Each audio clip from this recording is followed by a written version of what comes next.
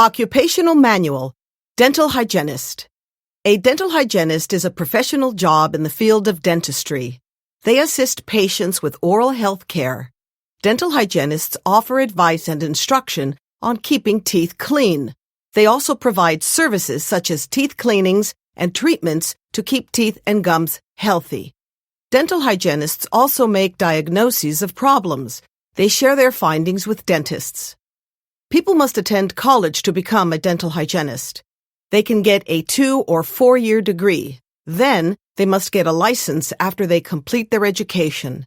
To get a license, candidates usually take a written exam.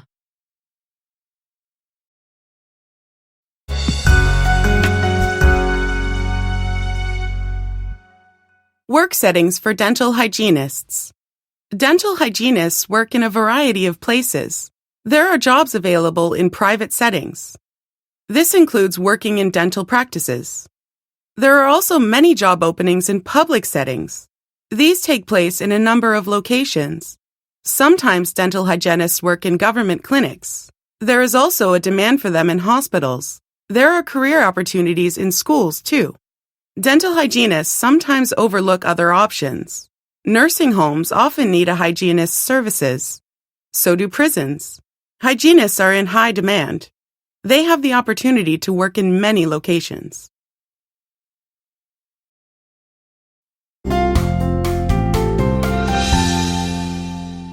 Garson Center Dental. Garson Center Dental is now open. You'll never complain about going to the dentist again. Our staff are super friendly. You can't help but smile. Come see for yourself. Stop by to make an appointment today or call our receptionist at 555-2301. We have a large back office staff. It includes multiple dentists and hygienists. We also have dental therapists and dental assistants. Receive dental prosthetics and appliances fast thanks to our on-site lab technician. Our front office staff keeps things running smoothly. Our financial coordinator helps patients with payment plans. Our office manager and receptionist keep us organized. They ensure patients don't have to wait past their appointment times. Garson Center Dental. Give us a try. You'll be glad you did.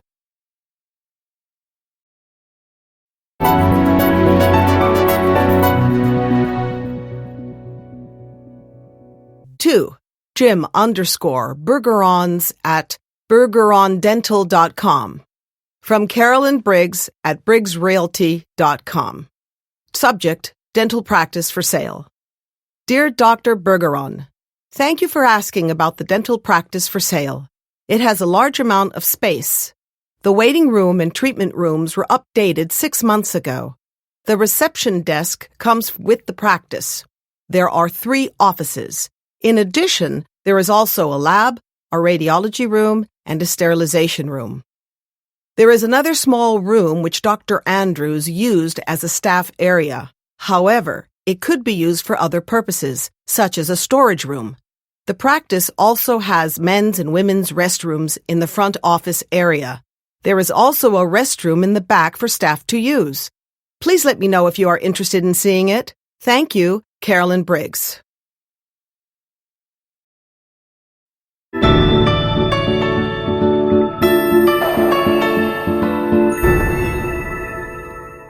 Dental hygienists are not limited to working in general practices.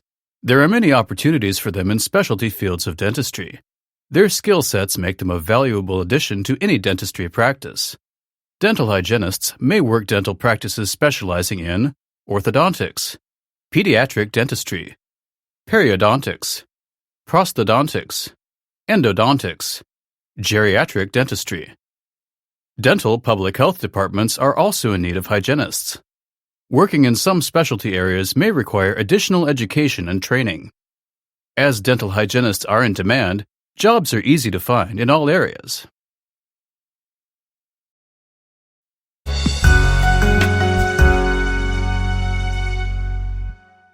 Stainless instruments. Serving dental professionals since 1987. Diagnostic. Our diagnostic instruments are of the highest quality. We sell explorers, probes, and mirrors. We are currently running a special. Buy 10 explorers and get a free mirror. Hand tools. Try our state-of-the-art scalers. They have hand-finished tips. As a result, they stay sharp for longer. We sell curettes in sets of 3 or 5. Ask about our new ultrasonic scalers. Saliva ejectors. We offer 2 models. Both have pliable tips. Polishers. Our most popular polisher polishes and rinses. At the moment, we don't carry drills and burrs.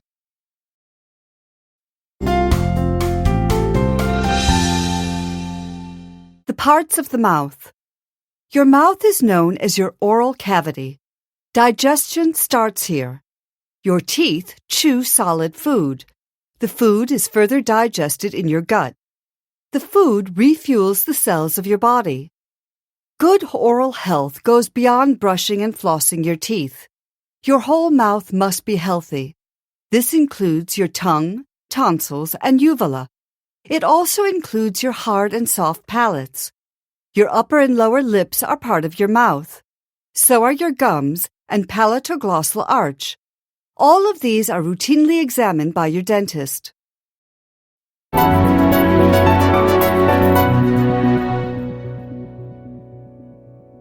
Tooth anatomy. The visible part of a tooth is the crown. The crown is composed of white enamel. Underneath the enamel is a very hard substance called dentin. The base of the tooth is surrounded by gum tissue. Beneath the dentin is the root canal, which extends down into the jawbone.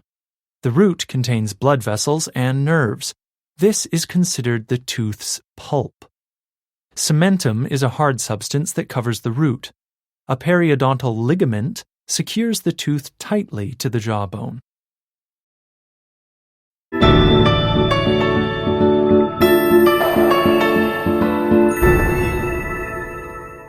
Types of teeth. Adults who have all of their teeth have 32 of them. There are 5 different kinds of teeth. There are 4 canine teeth, 2 on the top and 2 on the bottom. They are pointed in order to tear food. Incisors are located at the front of the mouth. These 8 teeth are flat but sharp. They cut and chop food. People have the same number of premolars and incisors. Premolars are large and contain ridges. They are used for crushing and grinding food. People also have 8 molars.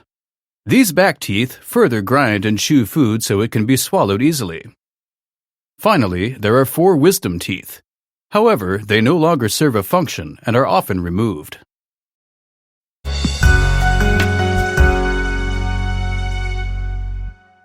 Keep your mouth healthy. Daily oral hygiene is extremely important. It prevents tooth and gum problems. Bacteria that cause plaque accumulate in your mouth. The plaque combines with sugars to create acids. The acids can result in tooth decay. Practicing good oral hygiene may prevent this from happening. Here are tips for keeping your mouth healthy. Brush your teeth at least 2 times per day. Toothbrushes have bristles ranging from soft to hard. Find the one that feels comfortable for you. Choose toothpaste that has fluoride in it. Fluoride helps strengthen your teeth and prevents decay. Rinse your mouth with mouthwash after brushing your teeth. Also use dental floss at least once a day.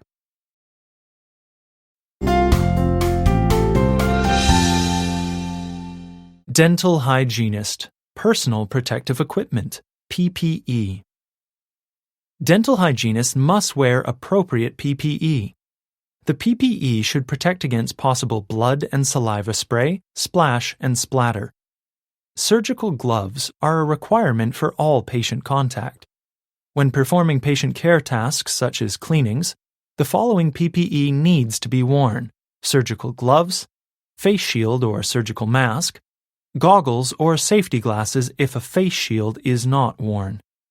While not required, it is highly recommended that lab coats or gowns are worn. Regular clothing does not offer adequate protection against infectious fluids.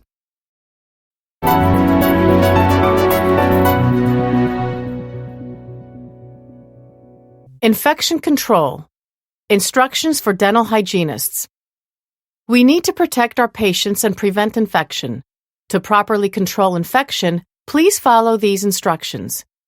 Sterilize all equipment after every use. Throw away disposable materials such as used gloves and needles. They must be disposed of in the proper waste containers. When performing cleanings, wear appropriate PPE.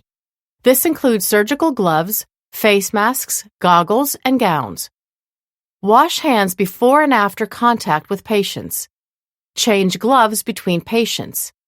Be up to date on your own vaccines. Disinfect any surfaces that may be contaminated with blood or saliva.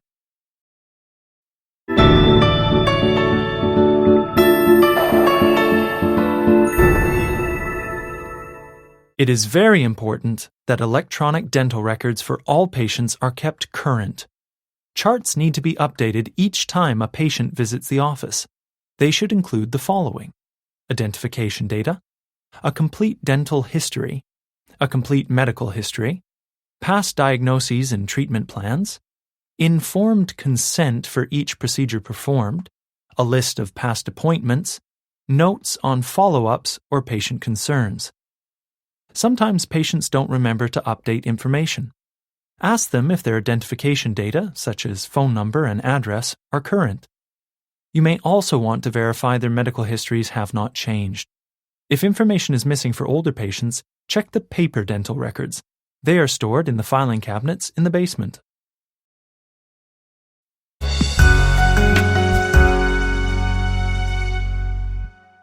Patient Health History Questionnaire. Personal information. Full name: Susan Sheridan. Date of birth: 07/08/1977. Address: 1893 Westbrook Drive. What is the best phone number for us to reach you? 987-263-7542. What is the reason for today's visit? Cleaning and examination. Medical information. Who is your primary care physician? Dr. Neha Patel. Primary care physician's phone number: 987-454-5473. Date of your last physical examination: 06/08. Have you ever had a serious illness, operation, or been hospitalized? I had a knee operation 2 years ago. Have you ever had an allergic reaction to food, medication, or latex? Yes, I am allergic to peanuts. Have you ever been treated for mental health problems? If so, please explain. No. Do you use tobacco? No. Do you drink alcohol? No. For women, are you pregnant? No.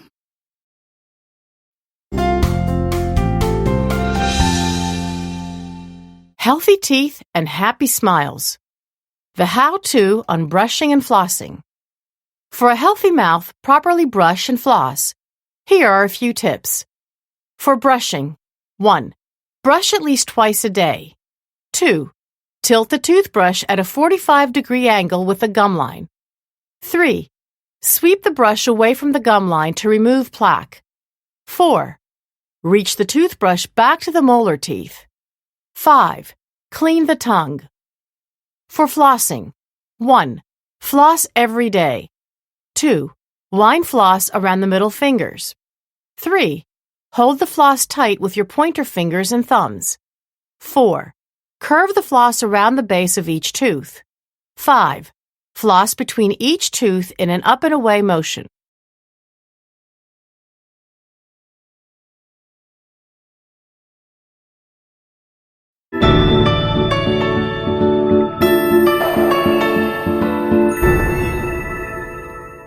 Prosthetic dentistry. Prosthetics is a dental specialty. It involves the repair or replacement of teeth. Prosthetics come in several different forms. Bridges. These are a way of replacing missing teeth.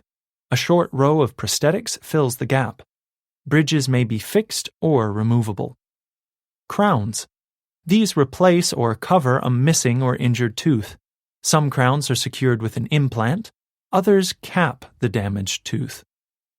Dentures. There are two types of dentures. Partial dentures replace the upper or lower set of teeth.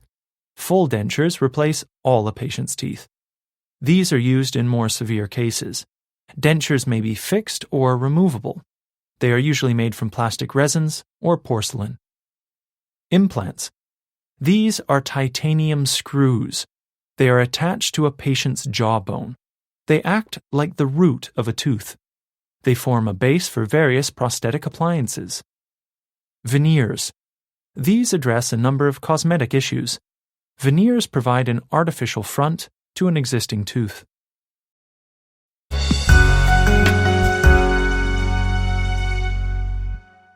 Clement and Western orthodontics. It's vital that your teeth and jaws are correctly positioned. Poor alignment can result in health problems. There are several conditions that usually require orthodontic treatment.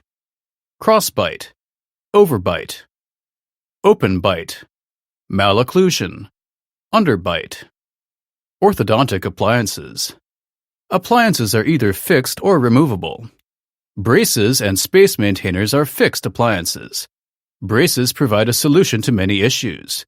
They are used to change the position of teeth. Space maintainers keep gaps from lost baby teeth open.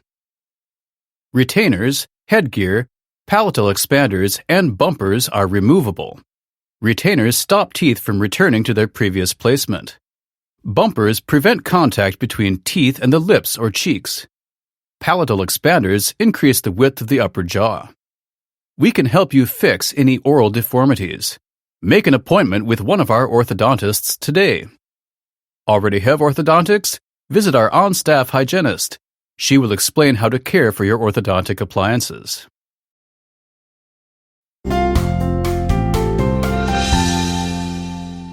Dental exams. We offer 2 types of dental exams at our clinic. New patients automatically receive comprehensive exams. Existing patients receive either checkup or comprehensive exams. Our hygienist and dentist work together on checkups. Our hygienist examines your teeth and gums. Then he cleans and polishes your teeth. This is the time to discuss any oral health issues. The hygienist may take x-rays. The dentist reviews the x-rays. This helps us screen for cavities and gum disease. The dentist checks for signs of oral cancer. During a comprehensive exam, our dentist inspects a wider area. She looks at the head, face, and neck. She also evaluates your soft tissue. Next, she examines the gums and your teeth's support structures. The dentist sometimes tests a patient's occlusion. She also looks for decay. The dentist assesses the condition of appliances or restorations too. The dentist may diagnose you with an oral health issue. You can then discuss treatment options together.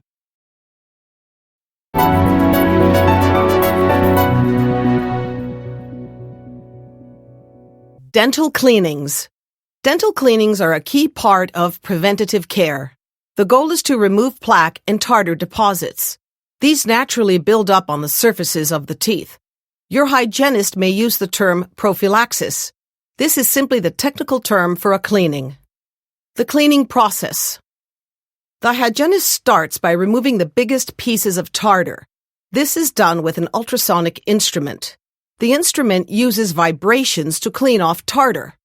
It also sprays water into the mouth. Next, the hygienist switches to fine hand tools. These tools scrape away smaller bits of tartar. After that, it is time to polish your teeth. The hygienist uses a gritty substance. This is called prophylaxis paste. It buffs your teeth clean. There is an additional optional step. Your hygienist may apply a coating of fluoride. It is important to spit after a fluoride application. A dental cleaning should not be painful. If you feel discomfort, notify your dental professional.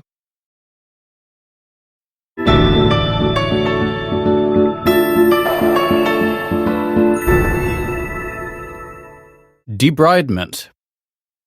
Debridement is about much more than scaling or root planing. It is more thorough, focusing on the patient's oral health. The goal of debridement is not to create smooth surfaces. Instead, it aims to stop the progression of disease. A successful debridement can address calculus buildup and gingivitis. What does a debridement involve? Dental professionals start by doing a periodontal probing. A probe measures the depth of the pocket space. A pocket larger than 3 millimeters is not healthy. The hygienist cleans the teeth with instruments or a scaler. Vibration dislodges dense deposits. The cleaning extends beneath the gums to the underlying tissues. This includes the gap between the root surface and pocket wall. After a debridement. Teeth may be sensitive after this procedure. It is a good idea to use a desensitizing agent. Be sure to schedule a follow-up appointment. That's when you conduct a routine cleaning and exam.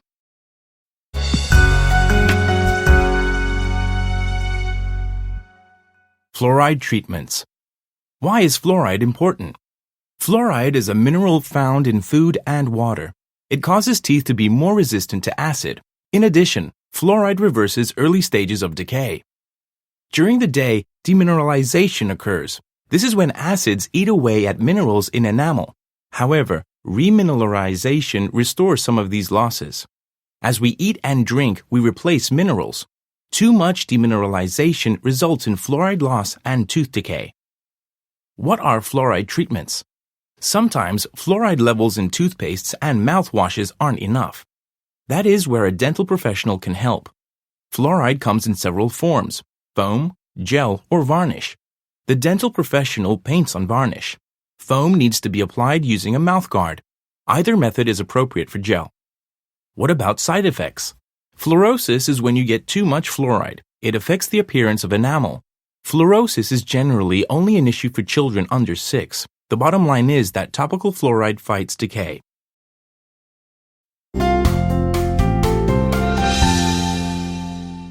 Dental sealants. Dental sealants are another method of combating cavities. Molars and premolars have fissures on the chewing surface. These grooves make cleaning challenging. This results in plaque buildup. Sealants provide an extra barrier of protection. Plastic coatings are placed over the occlusal surface of teeth. Sealant can be applied once permanent teeth replace baby teeth. Hygienists sometimes recommend sealants for primary teeth too.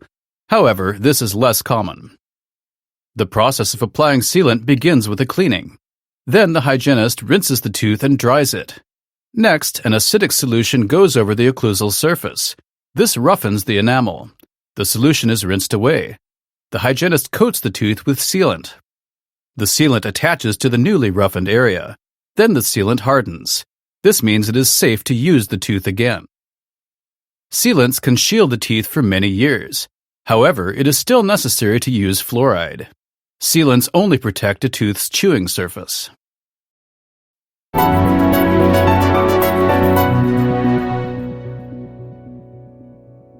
Elements of dental hygiene. Dental impressions. As a hygienist, you will need to take alginate impressions. These imprints are key to making accurate models. We need these copies of the teeth and gums. They help us fabricate appliances and mouth guards that fit. This is the correct way to take an alginate impression. 1. Pick a tray that is bigger than the arch. 2. Combine the water and powder until they form a paste. 3. Place the material inside the tray. 4. Spread alginate material on occlusal surfaces. This decreases the likelihood of bubbles. 5. Wait for the alginate to set. 6. When it is solid, remove the tray. 7. Place damp paper towel around the impression. 8. Use disinfectant on the impression. 9. Pour in the dental stone or plaster. Impressions can cause some patients to gag. To prevent this, avoid overfilling the tray. You can also use fast-set alginate and warm water.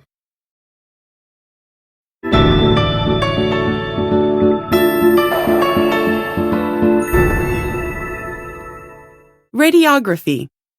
As part of your exam, the dental hygienist may take x-rays. Radiography helps the dentist diagnose and treat oral health problems. It also helps when creating orthodontic appliances or dental prosthetics. Intraoral radiography is the most commonly used type in dentistry. It includes occlusion X-rays, which are used for examining tooth development and placement. Bite wing X-rays are frequently taken during dental exams. They are used to show if there is any decay in the back teeth. Periapical X-rays show an entire tooth and are used to detect problems. Extraoral radiography is used for taking X-rays of the jaw and skull instead of teeth. Panoramic X-rays allow dentists to see the entire mouth. Cephalometric projections show the complete side of the head, while tomograms make structures that are hard to see visible. Computed tomography is used to identify tumors or fractures. Some patients express concerns about exposure to radiation due to having X-rays taken. Our dental professionals take every precaution to minimize this risk. This includes proper positioning of X-ray machines and having patients wear lead aprons and lead collars. Our office also uses high-speed film to reduce exposure time.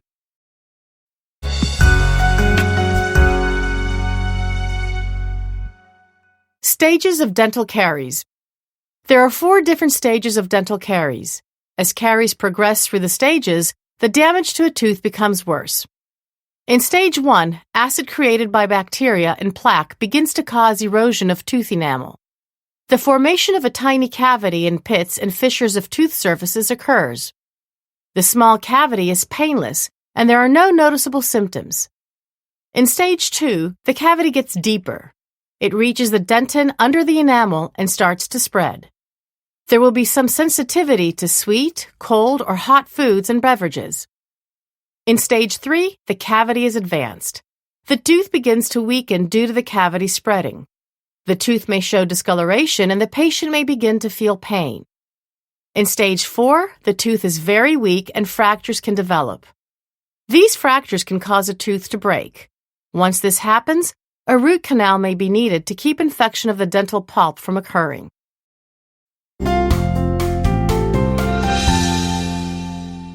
Gingivitis, also known as periodontal disease, is caused by bacterial growth. It is usually characterized by swelling and bleeding of the gums. The gums may be irritated, but the teeth are still firmly in place. In the early stages, there is no permanent damage. With proper treatment, gingivitis can be reversed. If gingivitis is left untreated, it progresses to periodontitis. The gums begin to recede from the teeth, forming pockets. This can cause loose teeth. If gums recede far enough, teeth may fall out. Another symptom that occurs with periodontitis is persistent halitosis. Treatment for gum disease includes scaling and root planing. In addition, medications may be prescribed, such as antibiotic tablets and topical gels. If these treatments are not effective, surgery may be required. Flap surgery, bone grafts, or tissue grafts may be suggested.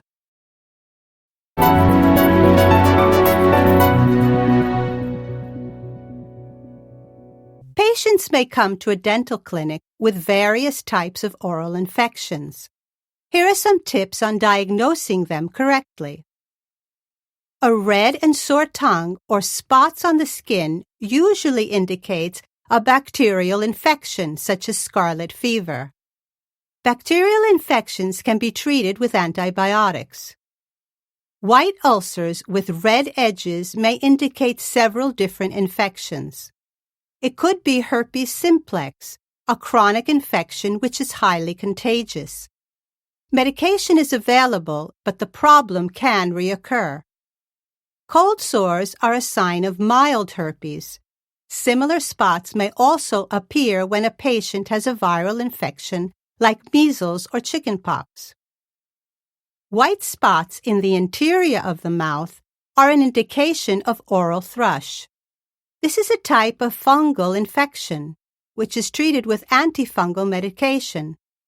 Painful ulcers on the roof of the mouth are likely canker sores. These sores appear when a person has a virus or is stressed. They usually disappear on their own. Blisters on the inside of the cheeks, such as vesicles and bulli, are indicators of disease. Patients should seek consultation with a medical doctor.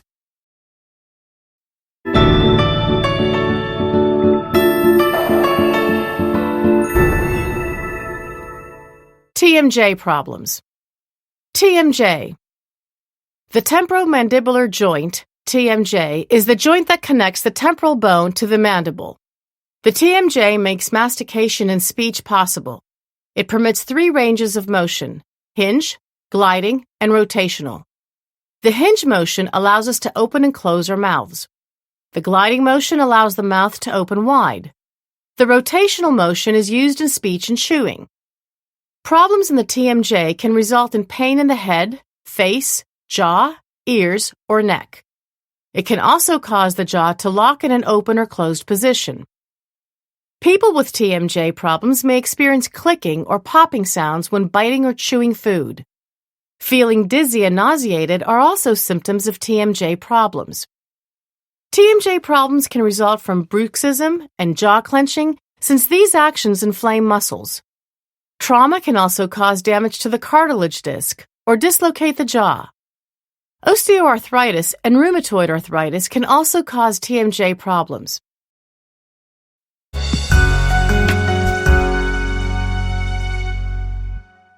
Dental health professionals are one of the first lines of defense against oral cancer. Our office screens all patients over the age of 17 during visits. What is oral cancer? It is the uncontrollable expansion of cells in a portion of the mouth. The cells invade and damage surrounding tissue. Oral cancer can occur anywhere in the mouth. What are the symptoms of oral cancer?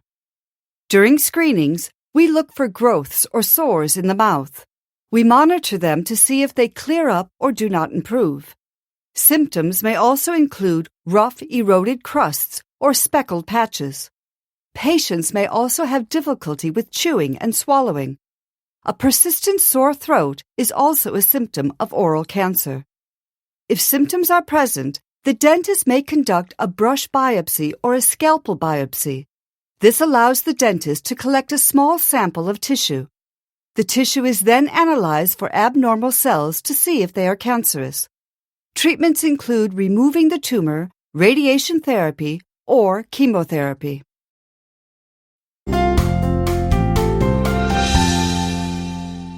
The Connors Dental Clinic reserves emergency appointments for patients during regular business hours.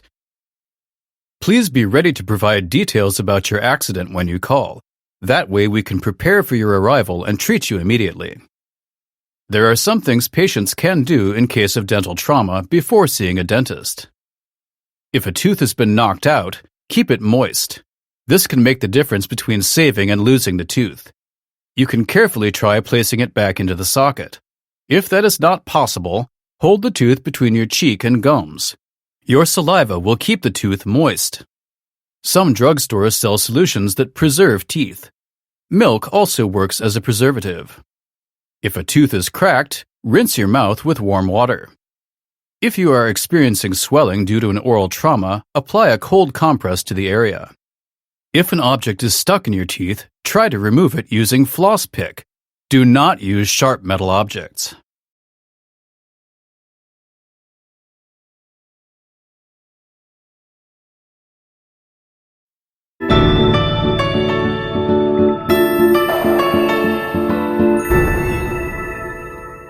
For some oral health problems, medications may be recommended by a dentist. Medications may be purchased over the counter, or you may be given a prescription from your dentist. Common over-the-counter medications are pain relievers, such as acetaminophen and ibuprofen. Ibuprofen is also effective for reducing swelling. Dentists may also recommend topical over-the-counter medications in gel form for pain. Antiseptic mouthwashes are available over the counter to prevent infection after procedures. Prescription medication for pain and swelling is often in the form of corticosteroids.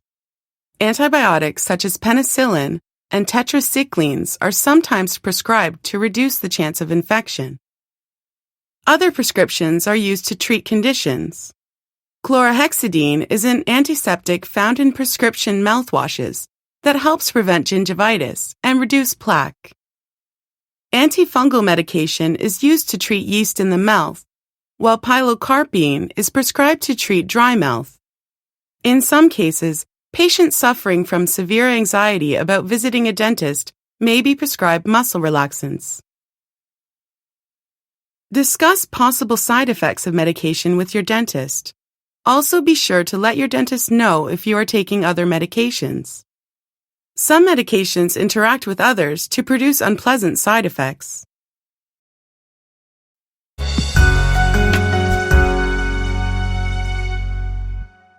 Anesthesia is used in dentistry to numb areas where procedures will be performed. Most dentists will use local anesthetics for most treatments. Local anesthetics come in two forms: injectable anesthetics and topical anesthetics. There are two kinds of injections possible, which are determined by the procedure being performed. A block injection is used to numb an entire region. Infiltration injections numb a much smaller area. Some injectable anesthetics contain vasoconstrictors like epinephrine to help the numbing effects last longer. Topical anesthetics, such as benzocaine, are usually a precursor for injectable anesthetics like lidocaine. Topical anesthetics are frequently used to numb the gums where a syringe will be inserted. Nitrous oxide, or laughing gas, is an anesthetic in gas form. Patients inhale it through a mask and experience a detached feeling of well-being. Unlike injected anesthetics, it wears off quickly once the flow of gas has stopped. There is no lingering numbness or feelings of puffiness like which can occur with injections. General anesthetics put patients into a nearly sleep-like state or actually render them unconscious. It may be used for patients who are very anxious about a procedure.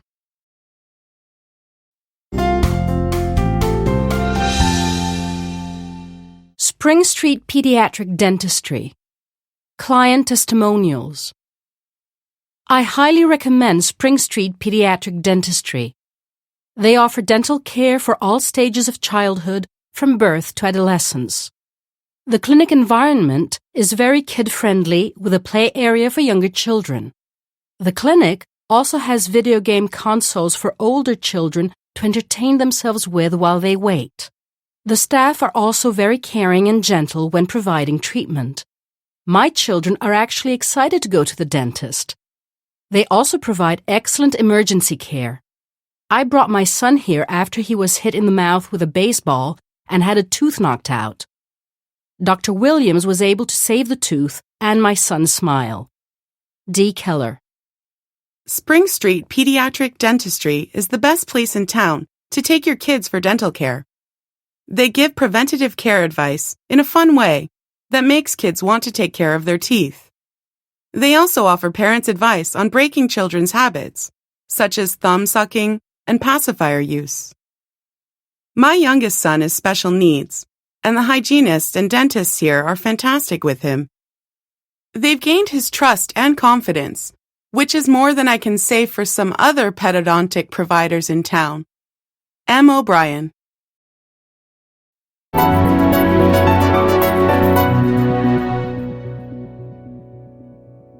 Studies show that many senior citizens are not receiving the dental care they need. This is due to several factors. Reduced pain perception in elderly patients can hide the need for an appointment. Another factor is the idea that it is normal to lose teeth as one ages. Furthermore, the use of dental prosthetics, such as dentures, may also be seen as a cure for dental problems. As a result of these factors, geriatric patients may not seek regular dental care. It is important for dental professionals to encourage elderly patients to maintain their oral health. This includes making appointments for exams and cleanings, whether they are edentulous or retain their own teeth. Older patients commonly suffer from xerostomia, a frequent side effect of medications. This can cause discomfort when speaking and eating. Gum disease may also develop as a result of dry mouth. A systemic disease such as diabetes mellitus puts sufferers at higher risk for oral infections and periodontal problems. For clinics specializing in geriodontics, accommodations need to be made. In order to meet geriatric patients' special needs, longer appointments may be necessary. Furniture should be arranged to accommodate wheelchairs and walkers.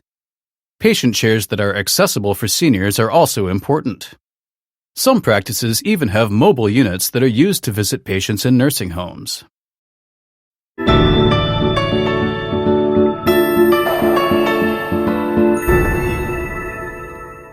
Special needs patients.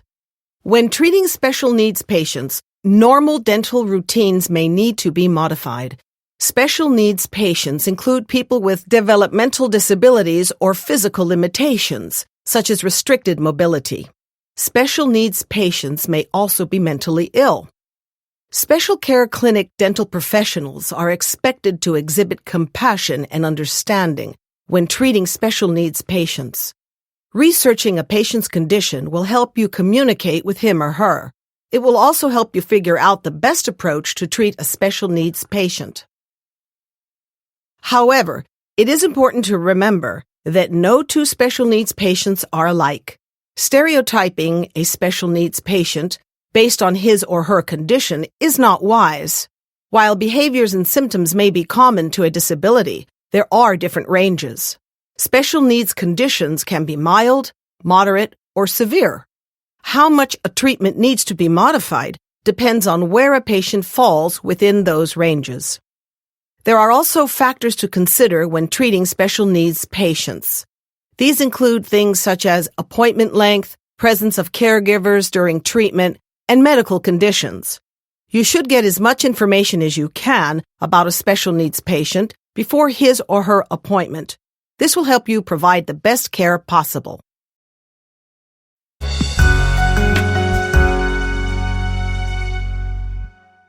Chronic illness and oral health. There is a link between oral health and chronic illnesses. Holistic approaches to patient care show that the mouth provides information about a person's health. Many people who suffer from chronic illnesses are prone to dental problems. Periodontal disease in particular has been associated with several chronic illnesses. Inflammation of the gums may signal heart disease. In fact, one study showed that 40% of people with advanced gum disease had a chronic illness as well. Correlations have been found between oral health and the following illnesses: heart disease, stroke, kidney disease, diabetes, osteoporosis. A study by the National Center for Dental Health showed that 59% of people with chronic illnesses do not receive the dental care they need. It is important for people with chronic illnesses to get regular dental exams. They should also have a good oral care routine they follow at home. If dental professionals know patients have chronic illnesses, they should encourage them to take good care of their mouths. They should also maintain patient records and record any changes in health or medications.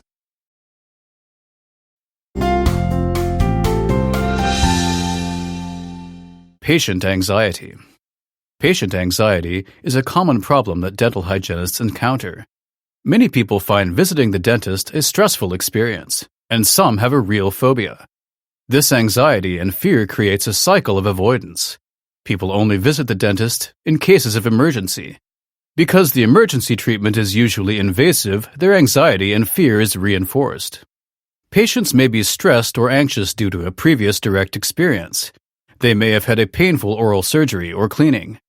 They may also base their fears on indirect experiences of friends and family members. Many people like to relate their traumatic experiences at the dentist to others. This type of vicarious learning can have a negative impact on patients' perceptions of dental visits. Furthermore, mass media tends to focus on negative stereotypes of dental visits. Patients are often portrayed in a state of helplessness while dentists conduct painful treatments. This kind of stimulus generation causes people to fear going to the dentist.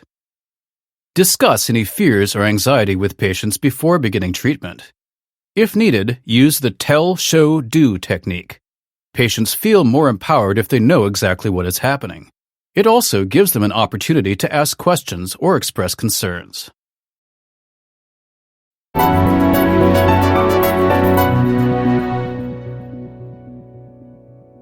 Dentinal hypersensitivity.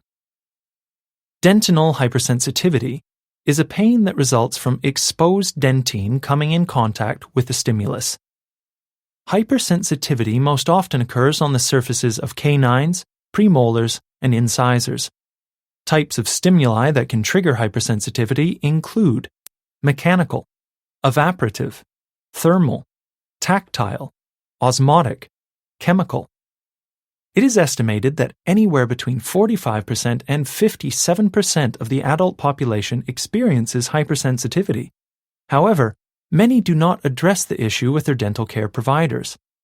Patients who have had periodontal surgery are more likely to experience it. In addition, patients who use at-home whitening treatments also may have hypersensitivity problems. Dental hygienists can identify patients with hypersensitivity by asking questions. For example, have you noticed any sensitivity of your teeth or gums lately? Will prompt a patient to talk about hypersensitivity issues.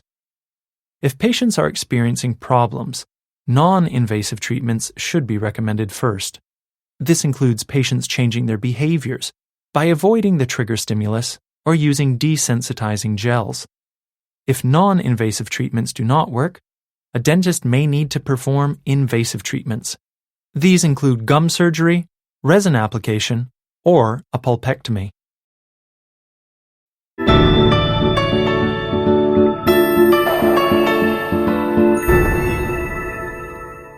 Dear Hygienist Helper, recently my boss informed me that he has had complaints from patients about me. They told him I am rude and make them uncomfortable. He informed me that if he gets any more complaints, I will be fired. Please help.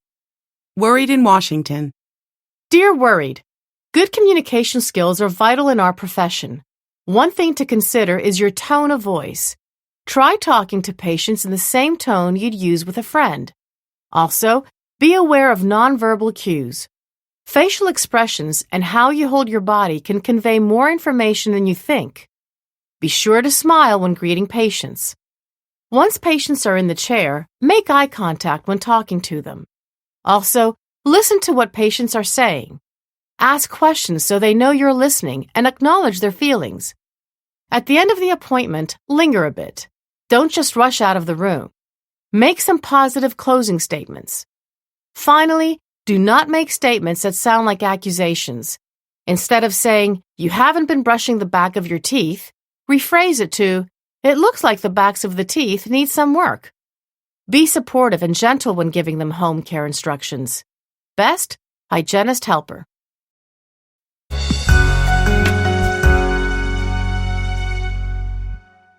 Guidelines for taking vital signs.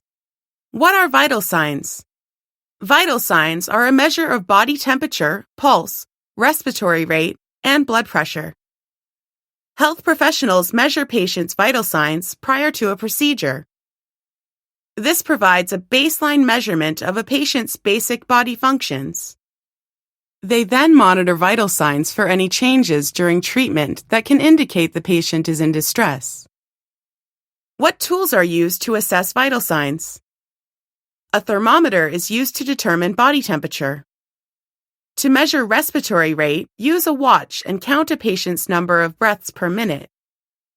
A stethoscope is used to measure a patient's pulse. For blood pressure, a sphygmomanometer is utilized. Health professionals record each of these measurements. What do these measurements mean? Body temperature can vary while a patient is under anesthesia.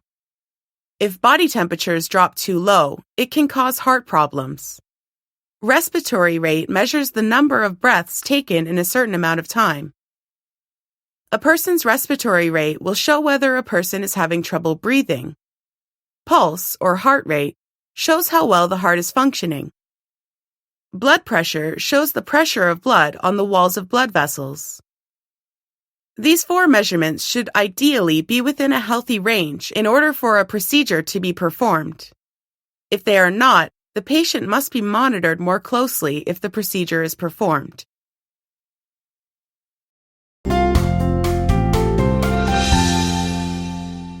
Case presentation. Dental hygienists first examine a patient to determine what treatment is needed. They then prepare a treatment plan or case presentation for the patient.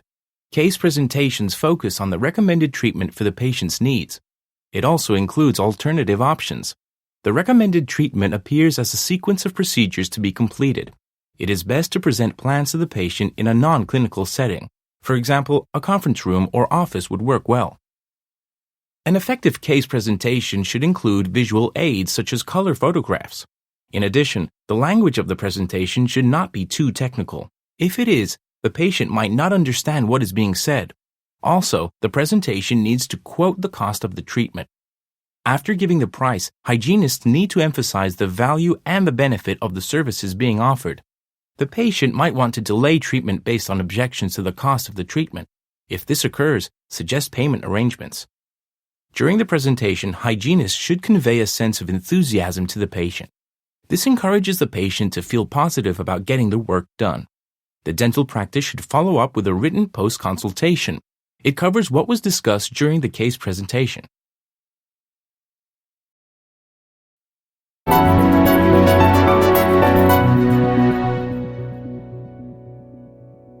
Dental Hygiene Journal. Proper process of care. What is the proper process of patient care? Patients' conditions will inevitably vary.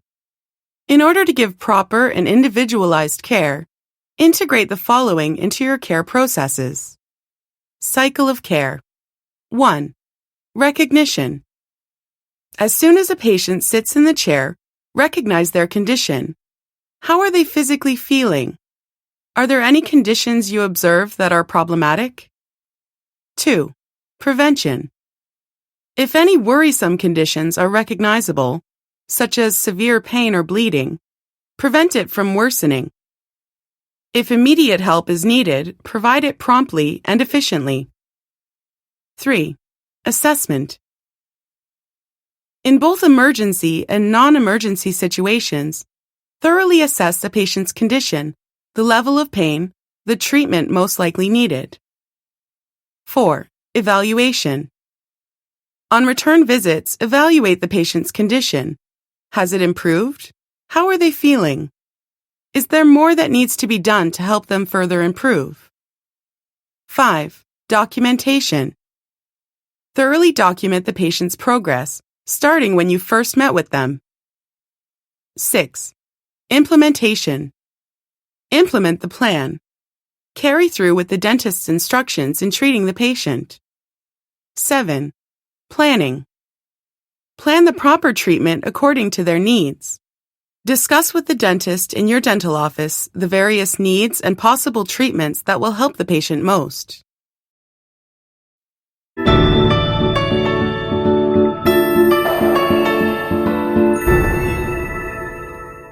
Chapter 24.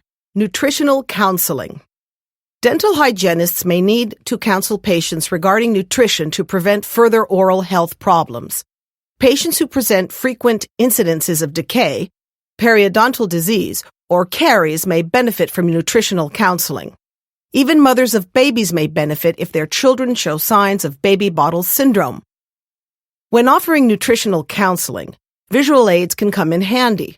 Brochures that discuss healthy eating habits are also useful. Patients can take the brochures home and use them as a reference.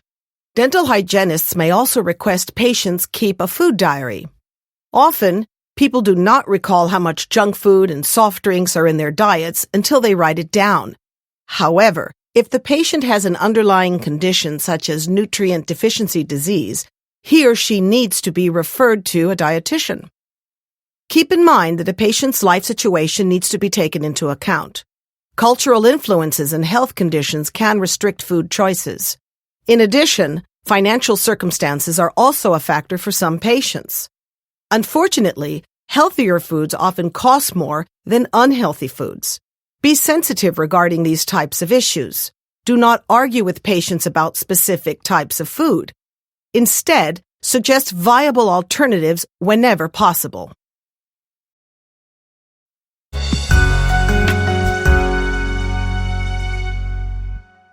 All dental hygienists must obtain licensure to practice dental hygiene. A board usually determines the requirements for licensure. There are 3 basic requirements for licensure. Candidates must meet an education requirement, written exam requirement, and a clinical exam requirement. Dental hygienists trained in a foreign country must complete an accredited dental hygiene program in this country to obtain licensure here. Once the basic requirements are met, candidates can contact the licensing authority and apply for a license. Licensure requirements may vary from region to region. Additional requirements may be needed by the local licensing agency. These requirements may include CPR certification, copies of high school and college transcripts, letters of recommendation from local dentists. If a dental hygienist moves to a new area, he or she may need a new license for that area.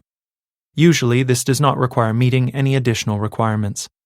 In addition, renewal of licensure may be necessary after a certain amount of time has passed. In addition to issuing licenses, licensing authorities can also take them away if hygienists are shown to have engaged in misconduct. They are in charge of disciplining hygienists for acting in ways that are not professional.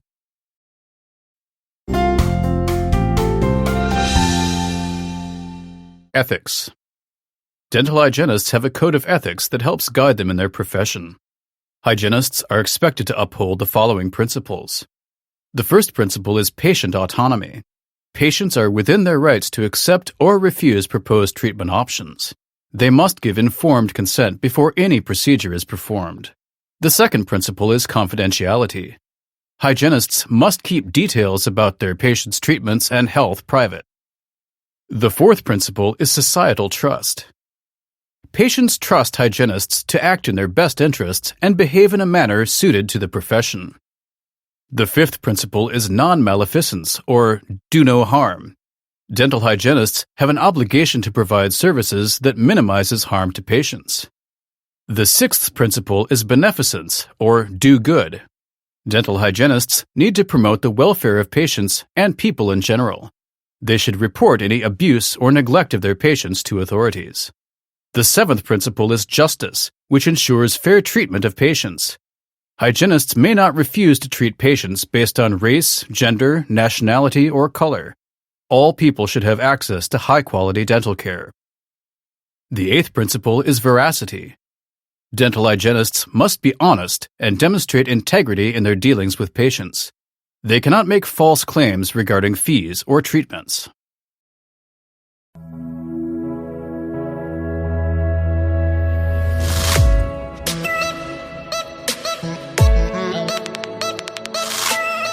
AVN Pharma Education.